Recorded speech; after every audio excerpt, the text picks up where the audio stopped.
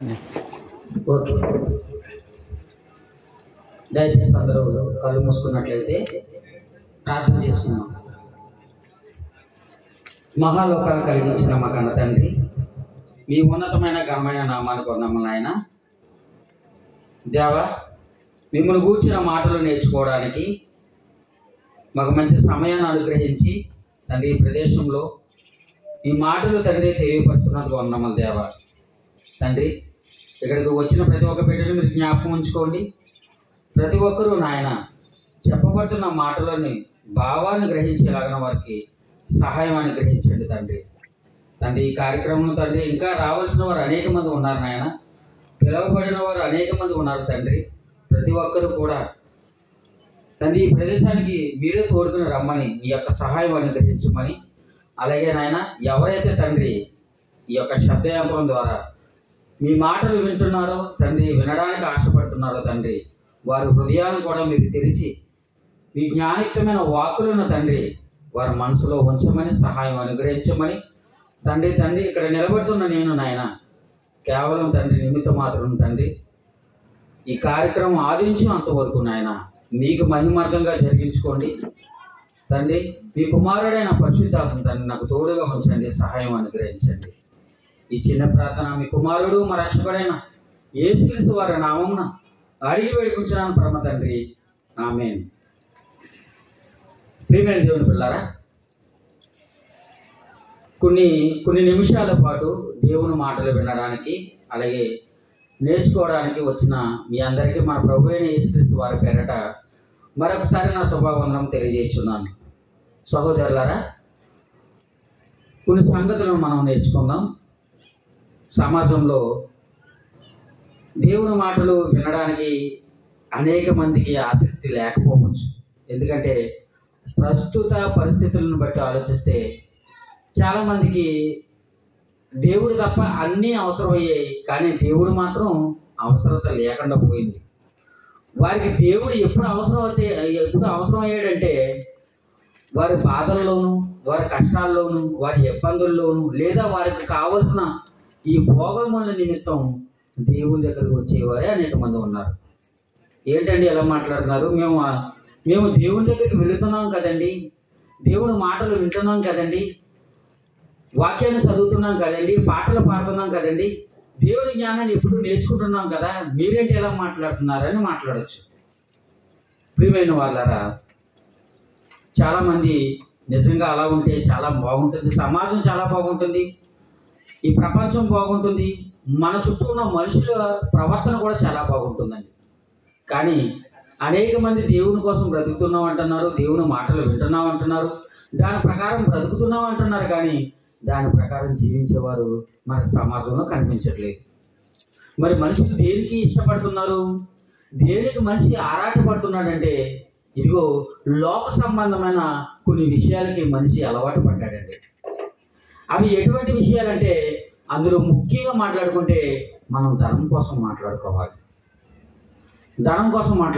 ఎందుకంటే సమాజంలో ఒక వ్యక్తి కష్టపడినా, ఒక వ్యక్తి ఏదైనా పని చేస్తున్నా, ఏదైనా కార్యక్రమం జరిపిస్తున్నా ప్రతి దానికి దేంతో ముడిపడి ఉందండి?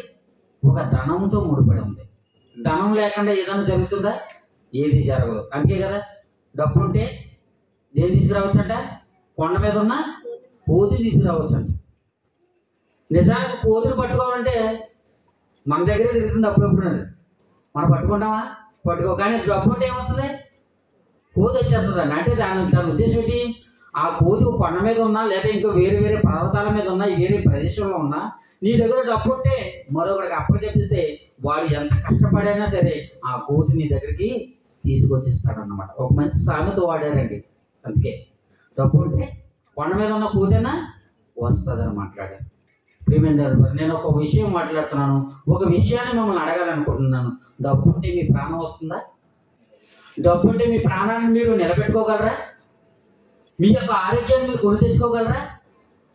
ఏమండి, ఆ మధ్యకాలంలో మీ అందరికీ తెలుసు 2020లో ఒక భయంకరమైన రోగం మన దేశంలో ప్రవేశించింది.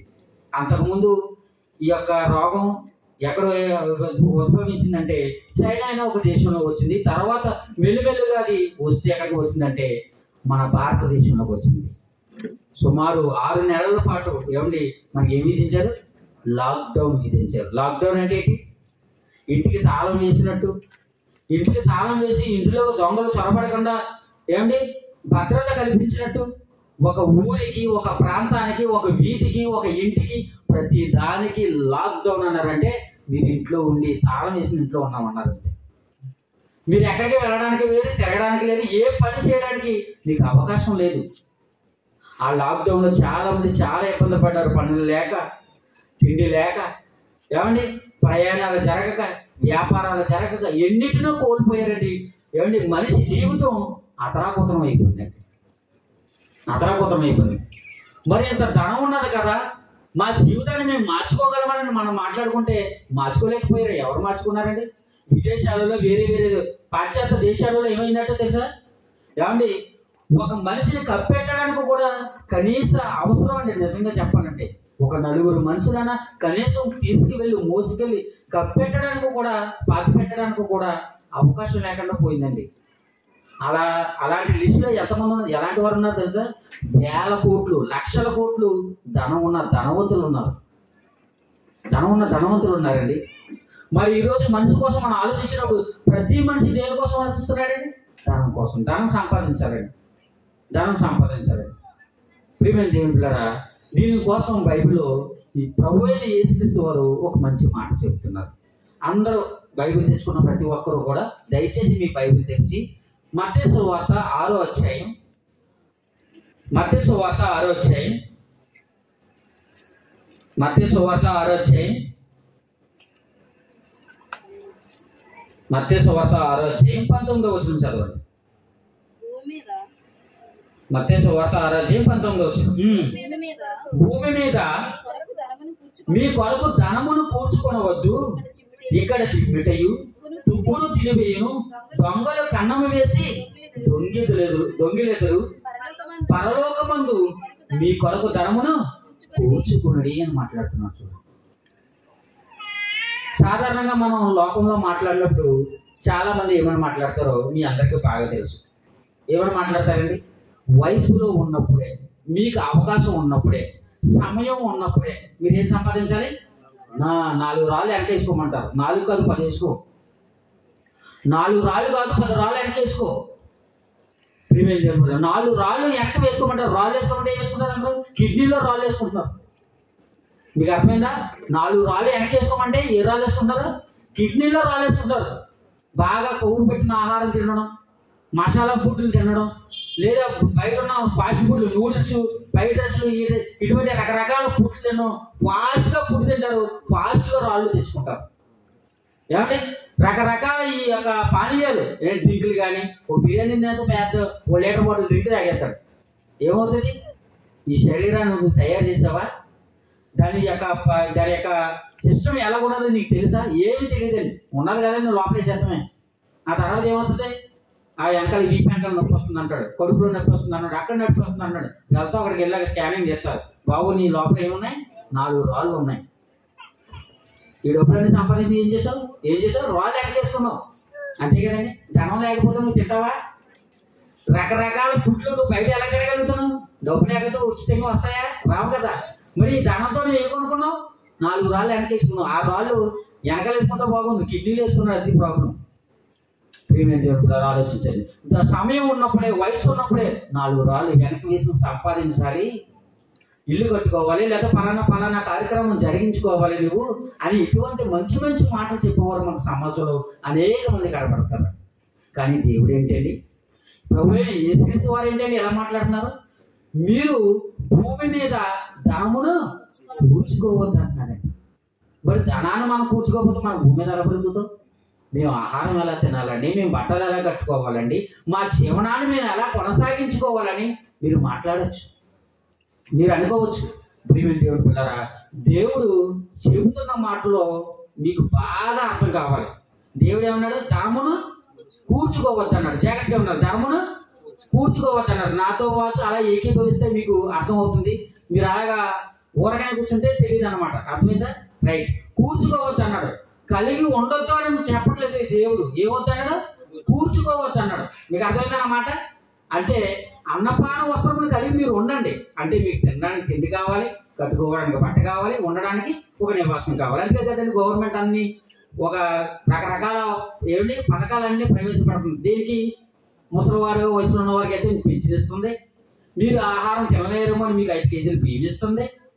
ఏమండి మీరు ఇంకా మిగిలిన కూర కూడా వండుకోలేరు, ఇంకా 5 కేజీ కలుపు పంపిస్తుంది. టీ కాసుకోవడానికి పంచదార ఇస్తుంది. ఏమండి ఇల్లు కట్టుకోవడానికి స్థలం ఇస్తుంది. బాగా కట్టుకునేటప్పుడు కూడా మీకు సబ్సిడీ కింద 50,000 రూపాయలు, 1,00,000 రూపాయలు మీకు ధనం సహాయం చేస్తుంది. ఇవన్నీ గవర్నమెంట్ వారు ఎందుకు చేస్తున్నారు?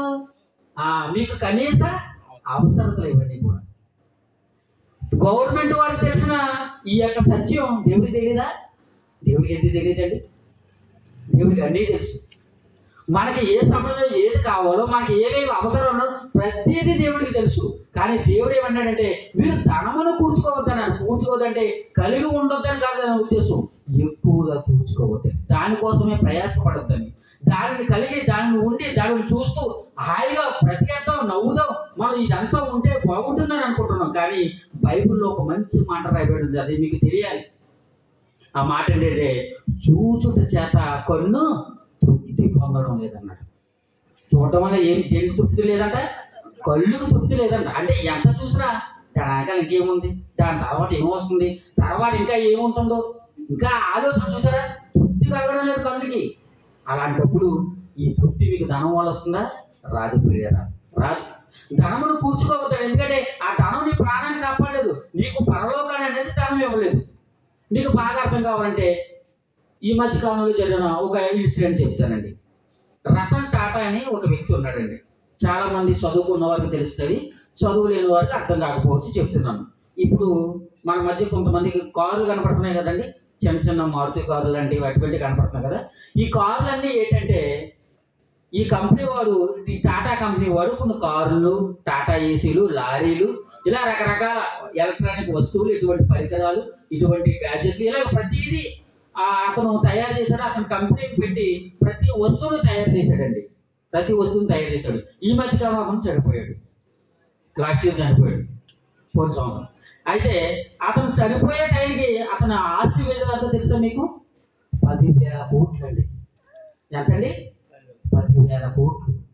1 కోటి రూపాయలు కాదు కదా, 1,00,000 రూపాయలు కూడా మనం కళ్ళారు చూసుకుంటాం. అలాంటిది 10,000 కోట్లు ఎన్ని సున్నాలంటే తెలియదు మనకు. లెక్క పెట్టాలంటే నేనైనా ఫోన్లో కొట్టాలి, ఎందుకంటే నాకు తెలియదు. 10,000 కోట్ల రూపాయలు ఆస్తి కలిగిన వ్యక్తి ఈ ధనాన్నంతా భూమి మీద విడిచిపెట్టి తాను చనిపోయే సమయానికి ఒక వీలునామా రాసుకున్నాడు. ఏంటో తెలుసా? నేను చనిపోయిన తర్వాత ఇందులో కొంత భాగాన్ని పలానా వారికి ఇవ్వండి, ఇందులో కొంత భాగాన్ని మరికొంతమందికి ఇవ్వండి, మరికొంతమందికి ఇవ్వండి. అలా విడిచిపెట్టి భూమి మీదే విడిచిపెట్టి ఈ ధనాన్ని విడిచి వెళ్ళిపోయాడు. ఎంతండి? 10,000 కోట్లు. 10,000 కాదు, 10,000 కోట్లు. అంటే ఇంచుమించు మీరు ఒక గది ఉందనుకోండి, ఒక గది ఉందా, ఆ గది నిండా పేర్చేస్తే ఎంత డబ్బు ఉంటుందో అంత డబ్బు అన్నమాట, అంత ధనం అన్నమాట. అంత ధనం కలిగిన మనిషి తన ప్రాణాన్ని నిలుపుకోగలిగాడా? నిలుపుకోలేకపోయాడు. అందుకే ఈ స్థితి వారు ఒక మంచి మాట, మీరు పరలోకంలో ధనం కూర్చుకోవాలి. అదేంటండి మరి? భూమి మీద ఉన్న ధనం ఏంటో తెలిసిందో మనకి. పరలోకంలో ధనం అంటే ఎలా ఉంటుంది? మీకు అర్థమైందా? నా మాట అర్థమవుతుందా? భూమి మీద ధనం అంటే 500 రూపాయలు ఉన్నాయి, 100 నోట్లు ఉన్నాయి, 200 ఉన్నాయి, కానీ 2,000 గాంజాలు ఉన్నాయి. ఇప్పుడు లేవనుకున్న తర్వాత మార్చేసారు దాన్ని.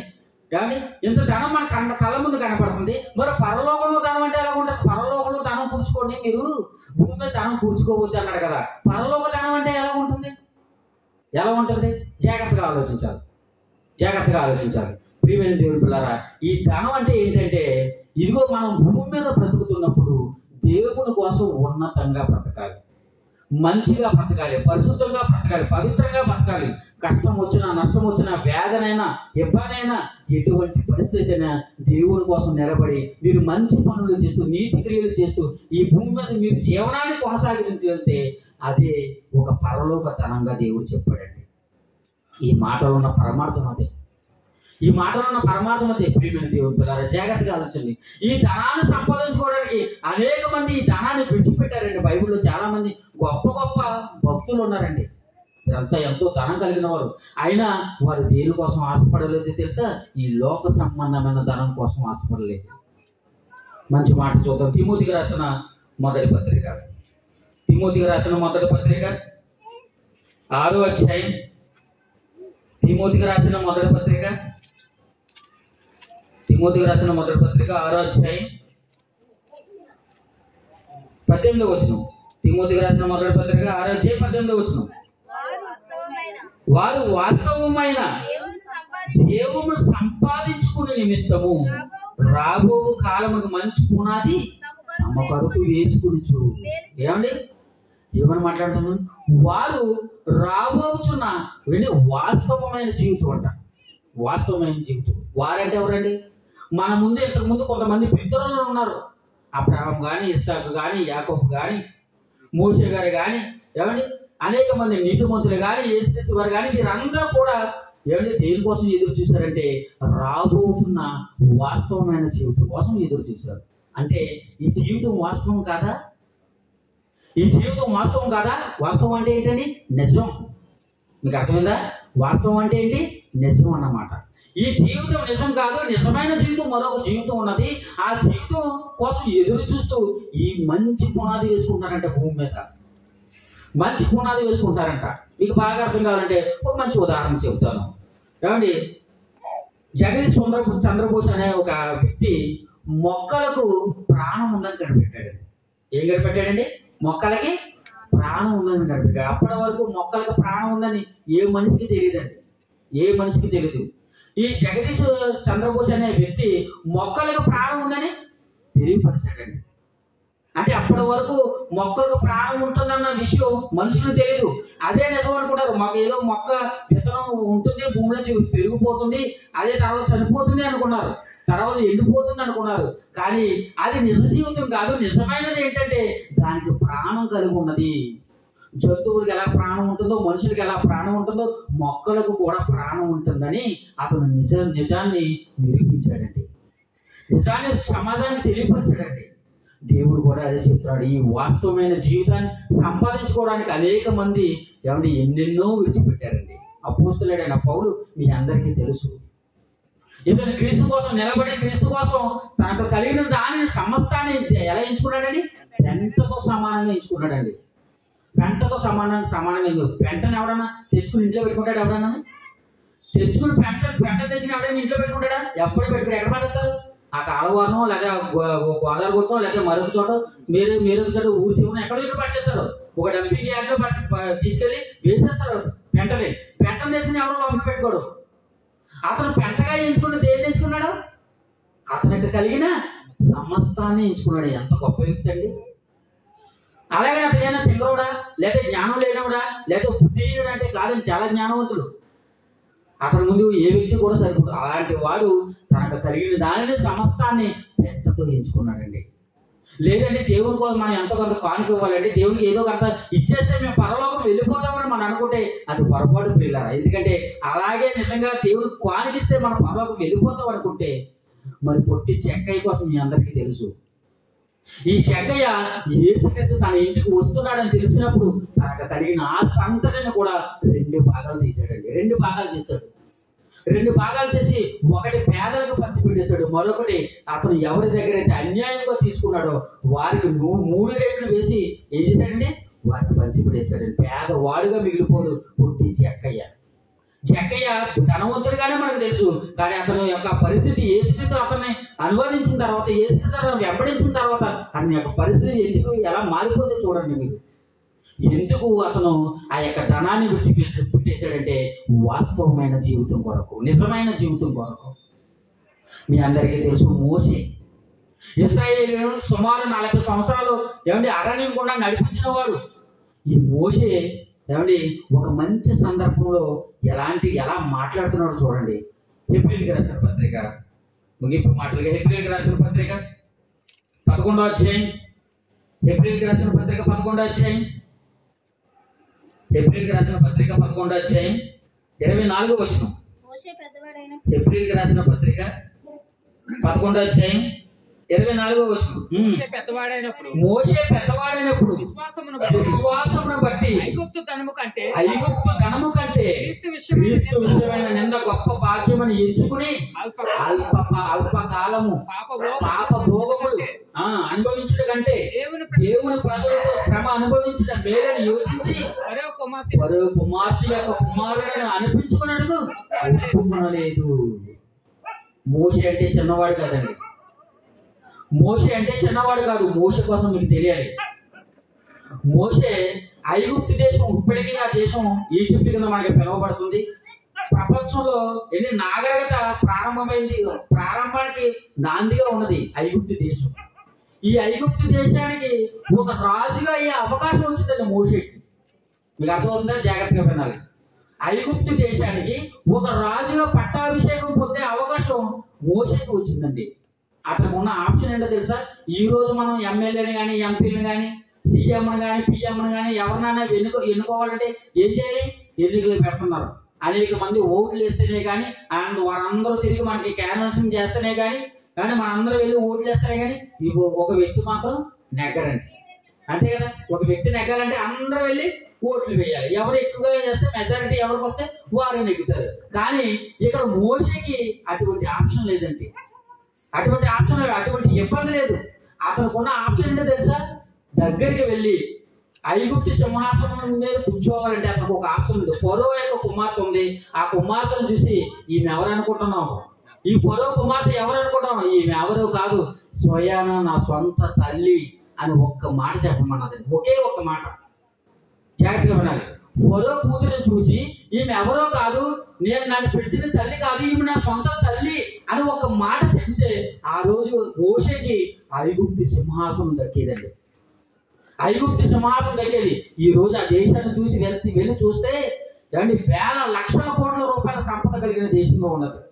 అటువంటి దేశానికి ఒక రాజుగా అయ్యే అవకాశం వస్తే మోషే ఏం కోరుకున్నాడు తెలుసా? మోషే దేవుని కోరుకున్నాడు తెలుసా? వాస్తవమైన జీవితం కోసం, వాస్తవమైన నిజం కోసం, ఆ జీవితాన్ని పొందుకోవడం కోసం ఈ యొక్క సింహాసనాన్ని వద్దనుకున్నాడండి. విశ్వాసంతో దేవుని ప్రజలతో శ్రమ పడడానికి ఐగుప్తు నుంచి అరణ్యానికి వెళ్ళిపోయాడు ఇశ్రాయేలు ప్రజలతో. ప్రియమైన దేవుని పిల్లరా, మోషే ఎందుకు ఇలా చేశాడు? ఎందుకు చేశారంటే మోషే కానీ మిగిలిన ప్రవక్తలు కానీ వీరందరూ ఎందుకు చేస్తారంటే వాస్తవమైన జీవితం ఒకటి ఉన్నది. ఆ జీవితం కోసం ఈ భూమి మీద ప్రతి దానిని విడిచిపెట్టాలన్నాడు. చూసారా? దేవుడు యేసుక్రీస్తు చెప్పిన మాట మనకి ఇక్కడ ఎలా నెరవేరుతుందో చూసారా? ఇదిగో మీరు భూమి మీద దామును కూర్చుకోవద్దన్నారు. కూర్చుకుంటున్నారండి. ఉన్నదాన్ని విడిచిపెడతారు. మనం లేని దానికోసం ఎప్పటిలాంటి పరిగెడతాం. దేవుని విడిచిపెడతాం, ఏదేదో కావాలనుకుంటాం. చివరికి దాని వలన మన ప్రాణాన్ని మనం రక్షించుకోలేని దౌర్భాగ్యమైన పరిస్థితికి మనం వెళ్ళిపోతాం. మన కళ్ళ ముందు ఎన్నో కనిపిస్తున్నా ఇంకా దానికోసం ఆరాటపడతాం. చూడండి, ఇంకా దానికోసం ఆరాటపడతాం. ప్రియమైన దేవుని పిల్లరా, వీరంతా కూడా వాస్తవమైన జీవితం కోసం ఎదురు చూశారండి. వారి వల్లే మనం ఉండాలి. వారి జీవితాలను చూసి మనం జ్ఞానం తెచ్చుకోవాలండి, బుద్ధి తెచ్చుకోవాలండి. వారు బ్రతకలేదా? వారిని దేవుడు పోషించలేదా? వారిని దేవుడు గొప్పవారుగా చేయలేదని ఎందుకు చేయలేదు? ప్రతి ఒక్కరూ వారి చరిత్రలో నిలిచిపోయారండి. అటువంటి వారి జాబితాలో మనం వెళ్ళిపోవాలండి. చాలా మంది అనుకుంటారు ప్రార్థన చేయగానే ప్రార్థన అంటే ఏంటండి? దేవుడు ప్రార్థన చేయడం అంటే ఏంటండి? దేవుడితో అనుసంధానం, దేవుడితో మనం మాట్లాడే అవకాశం ప్రార్థన ద్వారా దేవుడు మనకి ఇచ్చాడు. చాలా మంది మరి ప్రార్థన చేసినప్పుడు ఏం చేస్తారండి? ప్రార్థన ఏంటి? మన కష్టాలే దేవుడు చెప్పుకోవడమా, లేదా దేవుడి కష్టాలు కూడా మనం వినడమా? రెండు ఉన్నాయి. చాలా మందికి అర్థం కానిది ఏంటంటే కేవలం మన కష్టాలు చెప్పుకోవడం వాడే దేవుడు అనుకున్నారు. దేవుడికి ఎటువంటి కష్టం లేదు, దేవుడికి ఎటువంటి బాధ లేదు, దేవుడు అక్కడ పరలోకంలో శుభ్రంగా డ్యాన్స్ చేస్తున్నాడు అనుకున్నారు చాలా మంది. దేవుడు పరలోకంలో డ్యాన్స్ చేస్తున్నాడా? దేవుడు పరలోకంలో హ్యాపీగా ఉన్నాడు, ఆనందంగా ఉన్నాడండి. దేవుడు పరలోకంలో ఆనందంగా లేడండి. దూతల మధ్య ఆనందంగా ఏమిటి పరలోకం అన్న తండ్రి లేడండి, ఎంతో బాధపడుతున్నాడండి. లేదండి, దేవుడు ఆనందంగానే ఉంటాడు అనుకుంటే ఉన్నాడు ఒకప్పుడు. నిజంగా ఏదైనా తోటలో ఆదాము హవ్వను చేయనంత వరకు దేవుడు ఆనందంగానే ఉన్నాడండి. ఎప్పుడైతే వారిని చేశాడో, వారు తినవద్దన్న పనులు ఎప్పుడైతే తిన్నారో అప్పటి నుంచి దేవుడికి బాధ అనేది ప్రారంభమైంది. ఆ బాధ పెరుగుతూ చివరికి వచ్చేసరికి ఎలా మారిపోయిందంటే దేవుడు మనుషుల చూసి ఎంతో బాధపడిపోతున్నాడండి. ఆదికాండం 6వ అధ్యాయం, ఆదికాండము 6వ అధ్యాయం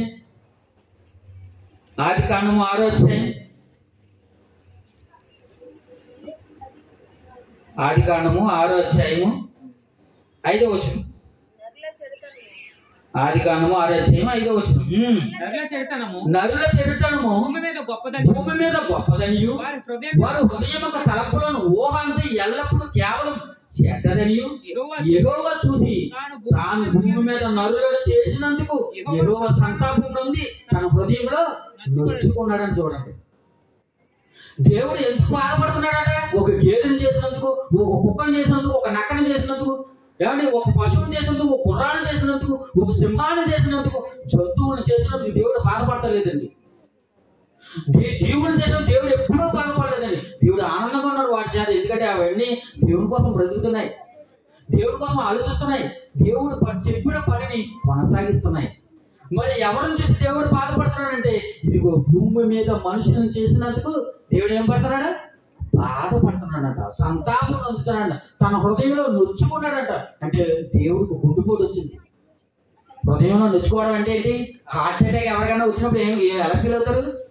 ముందుగా ముచ్చెమట పడేస్తాయి, ఒళ్ళంతా చెమట పడేస్తూ ఉంటాయి, సరిగా మాట్లాడలేదు, నిలబడలేదు, నోటి వంటి మాట రావదు. అప్పుడు ఎలా ఉంటుందంటే వారి గుండెలో గుణపాలించుకుని సూర్యుడిని గుర్చేసినట్టు, అంటే చాలా ఒక పోటుగా అనిపిస్తుంది. సడన్ గా వస్తుంది, కార్డియాక్ అరెస్ట్ అంటారు దాన్ని. ఇలా వచ్చినప్పుడు టక్కుమని అలా పట్టుకుంటుంది అనమాట. అలా టక్కుమని పట్టుకుంటే ఏమవుతుంది? గుండు హార్ట్ అటాక్ వచ్చింది అనమాట. ఎవరైనా సమయంలో చూస్తే తొందరగా ఆసుపత్రికి తీసుకువెళ్తే బ్రతుకుతాడు, అవకాశం ఉంటే. దేవుడు మరలా ఒక అవకాశాన్ని ఇస్తే, లేదంటే చనిపోతాడు. ప్రియమైన దేవుడు పిల్లలు ఆలోచించండి. మనిషికి గుండెపోటు రావడానికి అతని యొక్క ఆహారపు అలవాట్లు, ఉప్పు ఎక్కువ తినేదనుకోండి ఏమవుతుంది? రక్తం ఏమైపోతుంది? ఇరిగిపోతుంది. మీకు అర్థమైందా? రక్తం సాఫీగా సాగాలి, ఫ్రీగా ఉండాలి. మీరు ఉప్పు ఎక్కువగా తినేసనుకో, సోడియం అందులో ఎక్కువైపోతుంది అనుకోండి, రక్తం ఏమైపోతుంది? హాయిగా కొట్టుకుని గుండె ఎలాగవుతుంది? టక్కున అలా పట్టుకుంటుంది అన్న ఒకేసారి స్టిప్ అయిపోతుంది. స్టిప్ అంటే ఏంటి? ఒక స్ప్రింగ్ ఉంటుంది కదా, స్ప్రింగ్ సాగినప్పుడు హాయిగా ఉంటుంది అండి, ముడుచుకోవడం బాగానే ఉంటుంది. ఒక్కొక్కసారి స్ప్రింగ్ బాగా చెత్తలోనో లేకపోతే మరొక చోట పడిచేసినప్పుడు తుప్పేటట్టుంటుంది. అప్పుడు స్ప్రింగ్ లాగండి, మీరు లాగుతుందండి, అవ్వదు. మీరు ఎంత లాగినా రాదు. ఎందుకంటే ఏమైపోయింది? స్టిఫ్ అయిపోయింది. అలాగే మీ గుండు కూడా ఏమవుతుంది? మీరు ఉప్పు ఎక్కువగా తినేయనుకోండి, మసాలా ఎక్కువ తినేయనుకోండి, ఏమవుతుంది? మీ గుండు హాయిగా ఫ్రీగా కొట్టుకునేది ఏమవుతుంది? సడన్ గా ఏమిటి? స్టిఫ్ అయిపోయి టక్కన పడుతుంటారు. అప్పుడు హార్ట్ అటాక్ అంటారు. ఏమొచ్చింది మీకు? హార్ట్ అటాక్ వచ్చిందండి. అటాక్ చేసింది అనమాట మీ మీద. మీ గుండె రక్తం ఏం చేసింది? మీ గుండె మీద అటాక్ చేసింది, దాడి చేసింది. దేవుడికి కూడా అటువంటి నొప్పి, బాధ ఎవరి వల్ల వస్తుందండి? మనుషుల వల్ల వస్తుంది. చూడండి, మనుషులు చేసినందుకు దేవుడు, పరలోకమందున్న దేవుడు బాధపడుతున్నాడండి. ప్రియమైన దేవుడు పిల్లరా, ఇలా ఉంటే మనం పరలోకం సంపాదించలేం, దేవుని అంతకు వెళ్ళలేం. ఇదిగో యేసుక్రీస్తు చెప్తున్న ఆ ధనాన్ని మీరు జ్ఞాపకం ఉంచుకోండి. భూమి మీద మీ కొరకు ధనాన్ని కూర్చుకోవద్దన్న. ధనాన్ని కూర్చుకోవద్దంటే తప్పుడుగా అర్థం చేసుకోవద్దన్నాను. అదే ధనాన్ని కూర్చుకోవద్దంటే ఎలాగా? ఎక్కువగా కూర్చుకోవద్దని. ఎలా ఉండాలి? అన్నపాన వస్త్రములు కలిగి మీరు దేవుని ఎందుకు భయభక్తులు కలిగి ఉంటే చాలు. అది దేవుడు కోరుకున్నది. ప్రియమైన దేవుని పిల్లరా, మరి పరలోక సంబంధమైన ధనాన్ని కూర్చుకోమన్నాడు కదా. అసలు పరలోక సంబంధమైన ధనం ఏంటి? ఇందాక వచ్చిన ప్రశ్న ఇప్పుడు మరలా రేకెత్తిస్తున్నాను. లోక సంబంధమైన ధనం అంటే ఏంటో తెలిసింది. పరలోక సంబంధమైన ధనం అంటే ఏంటి? ఒక మాటలో చూద్దాం. తిమోతికి రాసిన మొదటి పత్రిక, ఇందాక చదివిన మాట. తిమోతికి రాసిన మొదటి పత్రిక 6వ అధ్యాయం. తిమోతికి రాసిన మొదటి పత్రిక 6వ అధ్యాయం 18-19 వచనం. తిమోతికి రాసిన మొదటి పత్రిక 6వ అధ్యాయం 18-19 వచనం. వారు వాస్తవమైన జీవమును సంపాదించుకునే నిమిత్తము రాబో కాలమునకు మంచి పునాది తమ కొరకు వేసుకొనుచు మేలు చేయువారును సత్క్రియలు అను ధనము గలవారును ఔదార్యం గలవారును తమ ధనములో ఇతరులకు పాలించువారనై ఉండవలెనని వారికి ఆజ్ఞాపించమన్నాడు. చూడండి, మీకు అర్థమైందా? సత్క్రియలు అను ధనము గలవారు. ఈ సత్క్రియలు అనే ధనము ఉంటే మనం పరలోకంలో ధనం దాచుకున్నట్టండి. అది దేవుడు చెప్తున్నమాట. మీరు పరలోకాన్ని ధనం పూడ్చుకోవాలంటే ఆ ధనం ఎలా ఉంటుంది? లోక సంబంధమైన ధనంలా ఉండదు. ఎలా ఉంటుంది ఆ ధనం? సత్క్రియలు అనే ధనం అన్నమాట. సత్క్రియలు అంటే మీరు చేసే మంచి పనుల వల్ల ధనంగా ఎంచబడుతుంది దేవుని దృష్టిలో. పరలోక సంబంధమైన ఒక ధనంగా దేవుని దృష్టిలో పరలోకంలో మీరు దాచుకోవాలంటే సత్క్రియలనే మీ జీవితంలో మీరు జరిగించాలి. ఎదురు వారికి మంచి చేయండి, ఎదురు వారితో మంచిగా మాట్లాడండి, కానీ వాక్యం ద్వారా మీరు జీవించండి, వాక్యాన్ని ఇతరులకు చెప్పండి, దేవుని కోసం బ్రతకమని చెప్పండి, మంచిగా జీవించండి అని మాట్లాడండి. ఎవరిని మోసం చేయకండి, ఎవరిని దొంగతనం చేయకండి, ఎవరితో వ్యభిచారించకండి, ఎవరి మీద లేనిపోయిన మాటలు మాట్లాడకండి. ఇవన్నీ చేయకుండా దేవుని కోసం ఉన్నతంగా బ్రతకండి, దేవుని కోసం ఉన్నతంగా బ్రతకండి. మంచి మంచి మాటలు మాట్లాడండి, మంచి మంచి పనులు చేయండి, మంచి మంచి కార్యక్రమాల్లో ఉండండి, నీతిగా ఉండండి, పరిశుద్ధంగా ఉండండి. ఇలా మీరు ఉండగలిగితే మీరు భూమి మీద నుంచే ఎక్కడి మీద ధనం దాచుకుంటారు? పరలోకంలో ధనం దాచుకుంటారు. సత్క్రియలనే ఈ ధనము దాచుకుంటారు. ఏంటంటే ఈ ధనం వల్ల మాకు ఉపయోగం చాలా మంది అనుకుంటారు. మంచిగా బ్రతుకునే లోకంలో ఎక్కడ ఉందండి విలువ? మంచిగా బ్రతుకున్న లోకంలో విలువ ఏముందండి అని చాలా మంది మాట్లాడదు. లేదు ప్రియులారా, మంచిగా బ్రతికిన వారికి ఒకవేళ కష్టాలు ఇబ్బందులు రావచ్చు, కానీ వారికి మంచి జీవితం ఉంటుంది. వాస్తవమైన నిజమైన జీవితం పరలోకం. ఆ జీవితాన్ని సంపాదించుకోవడానికి మనం ఇక్కడే భూమి మీదే సత్క్రియలనే ధనాన్ని మనం సంపాదించుకోవాలి. పరలోక సంబంధమైన ధనం అంటే సత్క్రియలనే ధనం అన్నమాట. ఎంతమంది ఉన్నారండి ఇటువంటి ధనాన్ని సంపాదించుకునేవారు? చాలా మంది డబ్బున్న వారు హీరోలుగా చాలా మంది మా సమాజంలో కనబడుతున్నారు. భూమి మీద నరులు చెడుతనం గొప్పగా ఉందని ఎందుకు లేదని గొప్ప అందరూ గొప్ప వ్యక్తులుగా కనపడుతున్నాడు. మంచి చేసేవాడు ఎవడైనా గొప్ప వ్యక్తిగా ఉంటాడండి? నటించేవాడు మన సమాజంలో మన లోకంలో గొప్ప వ్యక్తిగా ఉంటాడు, అంతే కదా. ఒక కుష్టివాడు నిజమైన కుష్టివాడు, అది నిజంగా కుష్ఠరోగం వచ్చింది.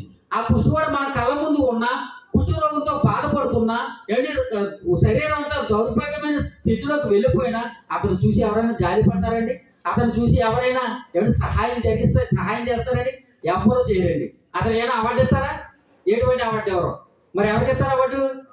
ఏమండి, సినిమాలో ఒక వ్యక్తి ఉంటాడు, ఆడు మామూలుగానే ఉంటాడు, చక్కగా పెయింట్లు వేసి చింతపండు లాంటి రకరకాల కలర్లు అంటించి ఒక కుష్టి రోగం కలిగిన వ్యక్తిగా యాక్ట్ చేయమంటారు. యాక్ట్ చేయమంటారా? చేస్తారు. అప్పుడు ఆ వ్యక్తి ఎలా యాక్ట్ చేస్తాడు? నిజంగా కుష్టివాడు కన్నా బాగా యాక్ట్ చేస్తాడు. నిజంగా కుష్టున్నవాడి కన్నా ఇంకా బాగా యాక్ట్ చేస్తాడు. ఇప్పుడు ఆయనకి ఏమిస్తారు? సైమా అవార్డ్స్ అని ఒక అవార్డు చేయదు దుబాయ్లో. ఈ అవార్డులో ఏం చేశాడు? Best actor. ఏమండి, ఆయన ఎవరో వచ్చారు, అల్లు అర్జున్ గారు. ఈ అర్జున్ గారు ఏం చేశారు? నిజంగా ఆ దొంగలకు కూడా నరుకున్నారని తెలియదు, కానీ ఏమండి ఇతను మామూలుగా నటనతో కొన్ని చేసి చెట్లు నరిగితే అతను బెస్ట్ యాక్టర్గా ఇచ్చారండి ఒక బహుమతి. అలాగే బాగా పుస్తకంలాగా అడుపుడు వాళ్ళగా యాక్ట్ చేశాడు అనుకోండి, ఆడు అడుపుడు వాడు కాదు నిజం చెప్పాలండి, కానీ ఏం చేశాడు? యాక్ట్ చేశాడు, నటించాడు. నటించిన వాడు ఏమి ఇచ్చారు? మంచి బెస్ట్ అవార్డు ఇచ్చారు. చూసారు సమాజంలో ఎలా ఉందో? నేను నీటిగా బతికిన వాడికి ఎవరైనా ఏమైనా సహాయం చేశారండి? ఈ అనుకున్న వాడికి, ఈ యొక్క ధనం లేని వాడికి, ఈ యొక్క దౌర్భాగ్యమైన స్థితిలో ఉన్న వాడికి సహాయం చేయరు, కానీ ఎవరో యాక్ట్ చేసిన వాడికి ఏమిస్తారు? పెద్ద పెద్ద లైటింగ్లు, పెద్ద పెద్ద ఎంతో మంది అతిరథ మహారథులు వీళ్ళందరూ ఉంటారు, ధనం కలిగిన వారు. వారంతా కూడా వారి మధ్య ఏమంటే బెస్ట్ యాక్టర్, ఏమంటే ఫీమేల్ కానీ మేల్లో కానీ లేదంటే సైడ్ యాక్టర్ కానీ ఇలా రకరకాల యాక్టర్ ఆ అవార్డులు ఈ అవార్డులు అని గోల్డ్ అని అవార్డు ఇస్తారండి. నిజంగా ఉన్నవాడికి ఎవరు? యాక్ట్ చేసేవాడికి కదా. సమాజం అలా తయారైంది. దేవుడు ముందే చెప్పాడు కదా, నరుని చెడుతనం భూమి మీద అన్నదే చాలా గొప్పగా ఉంది. ఎంత చెడు చేస్తే నువ్వు అంత గొప్పవాడు అన్నమాట. మీకు అర్థమైందా? ఎంత చెడు చేస్తే అంత గొప్పవాడు. సమాజం అలా తయారైంది ప్రియులారా. ఇలా చేస్తే దేవుని దృష్టిలో మనం ఎప్పుడు గొప్పవారిగా ఉండం. సత్క్రియలైన ధనాన్ని మనం సంపాదించుకోవాలి. ఇదిగో మీరు లోకంలో ధనాన్ని మీరు కూర్చుకోవద్దు, పరలోకంలో మీరు ధనాన్ని కూర్చు. మీరు ఈ ధనం వల్ల ఉపయోగం ఏంటంటే చాలా మంది మాట్లాడుకుంటారు. మీ అందరికీ తెలుసు. ఏమంటే ఈ ధనం వల్ల ఉపయోగం ఏంటో కూడా నేను చెప్తాను. మీ అందరికీ బ్యాంకులు ఉన్నాయి కదా, చాలా మందికి బ్యాంక్ అకౌంట్ లేని చాలా లేదని చెప్పడానికి వీల్లేదు, ఎందుకంటే అందరికీ బ్యాంక్ అకౌంట్లు ఉన్నాయి. ఏమంటే ఈ బ్యాంక్ అకౌంట్ 2 డేస్ ఉంటాయి, 3 డేస్ ఉంటాయి, వారి యొక్క పరిస్థితిని బట్టి ఉంటాయి. ఈ అకౌంట్లో ఏముంటుందండి? ధనం ఉంటేనే కదండి. ఈ ధనాన్ని మనం తీసుకోవాలంటే ఇంతకుముందు ఏం చేసేవారు? బ్యాంకుకి వెళ్ళి బుక్లో రాసి, పేపర్ మీద రాసి, అక్కడి నుంచి 4 కౌంటర్లు వెళ్తేనే కానీ ఆ స్టాంప్ వేస్తారు, కానీ మన డబ్బులు వచ్చి కాదు. ఇందులో ఏదైనా మిస్టేక్ వస్తే వెనక్కి వచ్చేస్తామే, మళ్ళీ లైన్లో నిలబడతామే. ఇటువంటి ప్రాబ్లం మనకు రాకుండా ఏం చేశారంటే ఒక ఏటీఎం కార్డు అనేది ఒకటి కనిపెట్టారు. మరి ఈ ఏటీఎం కార్డు వచ్చిన తర్వాత బ్యాంకుకి వెళ్తారండి చాలా మంది. వెళ్ళట్లేదు, ఇంకా వెళ్ళాల్సిన అవసరం లేదు. ఇంకా అడ్వాన్స్ ఇప్పుడు ఎలా మారుతుంది? ఫోన్పే వచ్చేసింది. మీకు అర్థమైందా? చాలా మంది పాపం తల్లులు ఏమనుకుంటారంటే సెల్ ఫోన్లో ఫోన్పే ఉంటే చాలు, అందులో డబ్బులు ఆటోమేటిక్గా వచ్చేస్తారనుకుంటారు. ఆటోమేటిక్గా రావు. డబ్బులు ఎలా వస్తాయి? ఎక్కడ ఉండాలి డబ్బులు? బ్యాంక్ అకౌంట్లో ఉండాలి డబ్బులు. నీ అకౌంట్లో డబ్బులు లేకుండా ఫోన్పే ఉన్నది మాత్రం డబ్బులు వచ్చేస్తాయా? రావు. రావు ప్రియులరా, ప్రియమైన దేవుని పిల్లరా, మనము కూడా భూమి మీద మంచిగా బ్రతకకపోతే మనకు పరలోకంలో ధనం ఉంటుందా? ధనం ఉండదు. ఇప్పుడు దేవుడి దగ్గరికి వెళ్ళిన తర్వాత ఏమండి ఏటీఎం కార్డులో పెట్టినట్టు మనం పెడతాం ఏంటి? ప్రార్థన. అక్కడ మన కార్డు ఏటీఎంలో పెడతాం, పెట్టగానే డబ్బులుంటే వస్తాయి, లేకపోతే రాదు. ఇప్పుడు మన ప్రార్థన ఎక్కడి నుంచి చేస్తాం దేవుడికి? మనం ఇక్కడి నుంచి ప్రార్థన దేవుడికి చేసినప్పుడు నీ అకౌంట్లో డబ్బులు ఉన్నాయి. అక్కడ డబ్బులు ఉంటే ఏమవుతాయి? నీ ప్రార్థనకి రేపు వస్తుంది. డబ్బులు లేకపోతే రాదు. మీ కార్డు వెనక వచ్చేదంటే ఒక చిన్న స్లిప్ వస్తుంది, ఏంటి 3 సున్నాలు వస్తాయి. మీ అకౌంట్లో ఏం లేవు, డబ్బులు లేవు. మీకు అర్థమైందా? మీ అకౌంట్లో డబ్బులు ఉన్నాయా? లేవు. డబ్బులు లేకపోతే ఎందుకు ఇస్తారండి? ప్రియమైన దేవుడు ఆలోచించండి. పరలోకంలో ధనం దాచుకున్న ఒక వ్యక్తిని మీకు పరిచయం చేస్తాను. చివరి మాటగా ఆ వ్యక్తి కోసం చెప్తాను. సత్క్రియైన ధనం దాచుకున్న ఒక వ్యక్తి ఉన్నాడు భూమి మీద. ఆ వ్యక్తి ఎలా తన ధనాన్ని ఉపయోగించుకుంటున్నాడు చూడండి. ఈ ధనం, ఈ సత్క్రియలైన ధనం భూమి మీదే కాదు, పరలోకంలో ఉపయోగపడుతుంది, ఇక్కడ ఉపయోగపడుతుంది. ఎలా ఉపయోగపడుతుందో, ఎలా ఉపయోగించుకోవచ్చు మంచి మాట చూద్దాం. అందరూ మీ బైబిల్ తెరిచి యెషయా గ్రంథం చివరిగా యెషయా గ్రంథం 38వ అధ్యాయం. యెషయా గ్రంథం 38వ అధ్యాయం మొదటి వచనం. యెషయా గ్రంథం 38వ అధ్యాయం ఒక్క నిమిషం మొదటి వచనం. ఆ దినములలో హిజ్కియాకు మరణకరమైన రోగము కలగగా ప్రవక్తయు ఆమోజు కుమారుడైన యెషయా అతని యొద్దకు వచ్చి, నీవు మరణమవుచున్నావు, బ్రతుకువు కనుక నీవు నీ ఇల్లు చక్క పెట్టుకుని యెహోవా సెలవిచ్చుచున్నాడని చెప్పగా. ఏమండి, భూమి మీద ఒక వ్యక్తి మనకు కనబడుతున్నాడు. హిజ్కియా అనే ఒక వ్యక్తి ఉన్నాడు, ఒక రాజు అన్నమాట అతను. ఈ రాజుకి ఏమైందంటే భూమి మీద మనుషుల వలె అంటే లోక సంబంధమైన ధనం కూర్చుకోకుండా పరలోక సంబంధమైన ధనాన్ని ఏం చేశాడండి? తన కొరకు కూర్చుకున్నాడు. పరలోక సంబంధమైన సత్క్రియలైన ఒక ధనాన్ని కూర్చుకున్నాడు. ఈ సత్క్రియలైన ధనం కూర్చుకున్న వ్యక్తికి మరణకరమైన ఒక రోగం వచ్చిందన్నమాట. మరణకరమైన రోగం వచ్చింది. ఈ మరణకరమైన రోగం అంటే ఏంటి? చచ్చిపోవడమే. మరణకరమైన రోగం అంటే ఏంటి? ఒకప్పుడు ప్రతి బాగా డెవలప్ అయింది కదా, ఒకప్పుడు కలరొత్త ఏమయ్యారు? చచ్చిపోయారు. ప్లేగు వ్యాధి వస్తే ఏమయ్యారు? చనిపోయారు చాలా మంది. ఎందుకంటే మందు లేదు, మెడిసిన్ లేదు. ఒకప్పుడు ఇంకా మనకు ఇప్పటికీ తెలిసింది HIV AIDS వస్తే ఏమైంది? మందు ఉన్నదా? లేదు. ఇప్పటికీ ఈ మధ్యలో ఏదో కనిపెట్టారన్నారు, ఏదో ఇంజక్షన్ వచ్చింది అన్నారు. ఇప్పుడు మొన్నటి వరకు ఏముందని ఉన్నదా? ఏమీ లేదు. చనిపోయారు అందరూ మనుషులందరూ. వారు వస్తే చనిపోవడమే. తర్వాత మందుతో కొంతమంది ఈ రోగ నిరోధక శక్తి వారు పెరిగేరుగా మెడిసిన్ ఇచ్చారు, కానీ కొంతమంది బ్రతికారు. లేదా కొంతమంది బెంగ పెట్టేసుకుని ముందుగానే భయపడిపోతే ముందుగా చచ్చిపోతారండి. ఎందుకంటే వారు బ్రతికే ఆయుష్కాలం తగ్గిపోతుంది అన్నమాట. ఇలా మరణకరమైన రోగం అంటే ఒక రోగం వచ్చిందంట. ఆ రోగం పేరు ఇక్కడ రాయబడలేదు, కానీ మరణకరమైన ఒక రోగం వచ్చింది హిజ్కియాకి. చచ్చిపోతావని ముందుగా దేవుడు ఏం చేశాడంటే ఆ వ్యక్తికి తెలియపరిచాడు, ఆ రాజుకి. ఇదిగో రాజు, హిజ్కియా, నువ్వు చనిపోబోతున్నావు, తొందరగా నువ్వు ఏం చేస్తావంటే నీ ఇల్లు చక్క పెట్టుకో అన్నాడు. ఏం చేయమన్నాడు? ఇల్లు చక్క పెట్టుకో. ఇల్లు చక్క పెట్టుకోమడం అంటే అది అర్థం ఏంటమ్మా? ఇల్లు చక్క పెట్టుకోమంటే అర్థం ఏంటి? గిన్నెలు సర్దుకో.